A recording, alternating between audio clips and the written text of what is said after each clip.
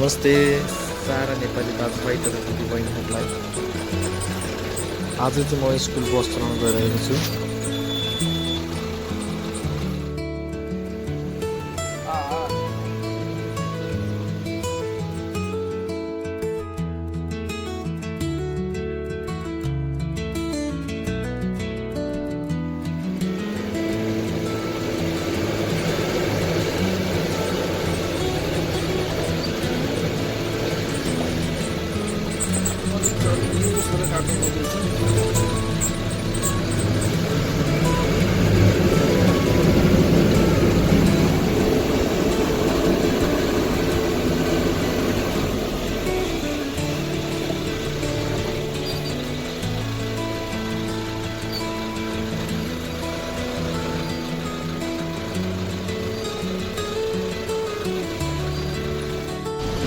फेरि पनि नमस्ते सबैजनालाई।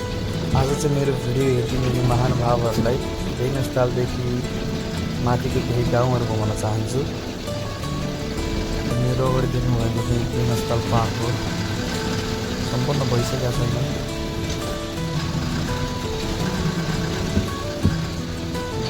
हामी चाहिँ यहाँबाट डाइरेक्ट भन्दै लाग्छौँ। पहिलो बच्चा यहाँबाट पाउँछौँ।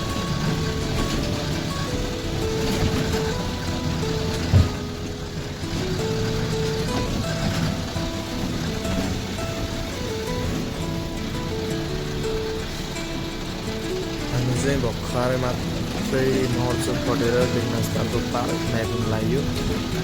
अहिले चाहिँ भेगनस्थल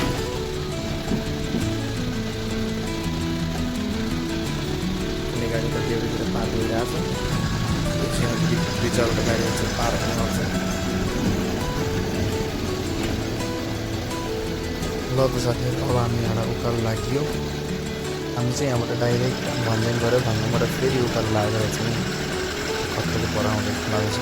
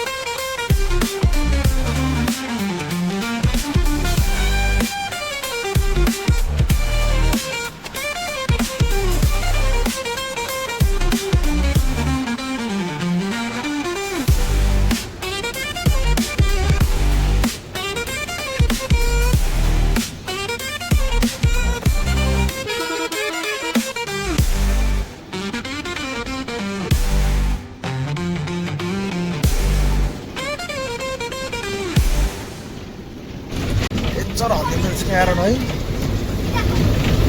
Aaron hello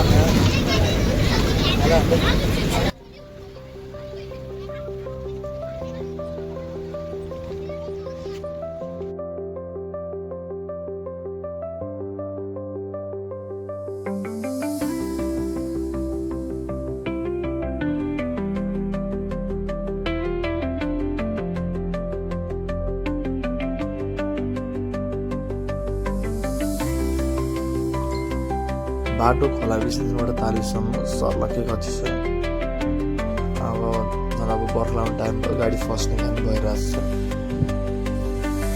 यो बाटोमा जहाँ पनि दुईटा गाडी पास हुँदैन त्यही भएर गाडी देखिहाल्यो भने पनि यसरी नै कतै साइड खोजेर बस्नुपर्छ आफै यो बाटोको रोमाञ्चक कुरा के भन्दाखेरि यो बाटोमा कहिले मृग कहिले वनकुखुरा कहिले कालिज अनि कहिले चाहिँ बाघ समेत देखिन्छ मैले यस स्कुल बस यो बाटोमा चलाएको लगभग 1 वर्ष 3 महिना जति भयो यो बाटोमा हिँड्ने भनेको यो स्कुल बस हो प्राय तर यो बाटो बनाउनुपर्छ भन्ने ध्यान चाहिँ कसैको आएको छैन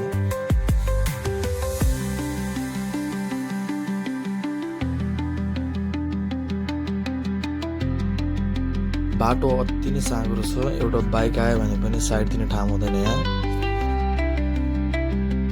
भन्ज्याङदेखि तालबिछीसम्म यदि कुनै कारणवश यात्रा गर्न मिल्दैन भने यो बाटो नै भन्ज्याङ र तालबिछीलाई जोड्ने एउटा वैकल्पिक बाटो हो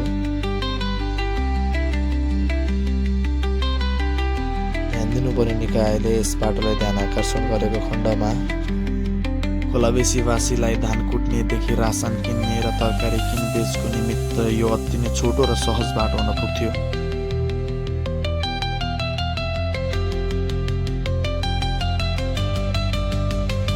पानी पर्न साथ बाटोमा पानी भरिएर यहाँ गाडी फस्ने गर्छ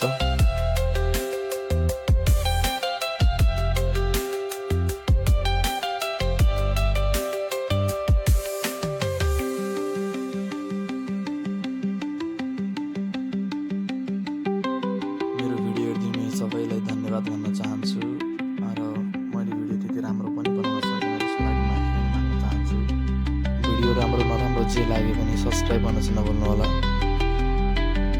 अर्कोचोटि चाहिँ अझ मेहनतको साथ अझै राम्रो भिडियो लिएर आउँछु भन्ने आश देखाएर जाँदैछु सबैलाई धेरै धेरै धन्यवाद Audio Jungle